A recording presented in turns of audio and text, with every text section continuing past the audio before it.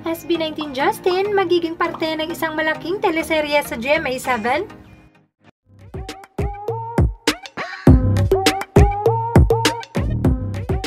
Usap-usapan nga ngayon sa social media ang isang post na di umano ay magiging parte ang bunso ng SB19 na si Justin sa isang malaking teleserye ng GMA7, ang Encantadia Chronicles Sangre.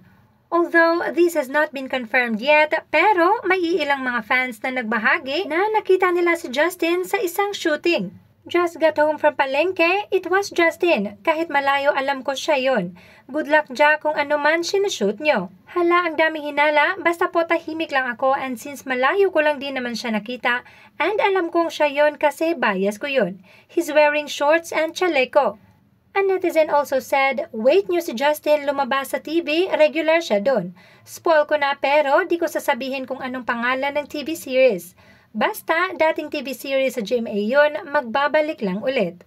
Kaso, pag-ere ng teleserye, wala pa siya doon, baka mga iilang buwan bago pa siya lumabas sa TV. Nakaraang taon pa kasi ginagawa yung teleserye, nakaraang linggo lang nag-shooting si Ja. And also, kapansin-pansin din na nakafollow si Justin sa iilang mga cast ng Sangre tulad ni na Angel Guardian, Calvin Miranda at Bianca Umali. So, let's just wait and see para sa mga susunod pang revelations.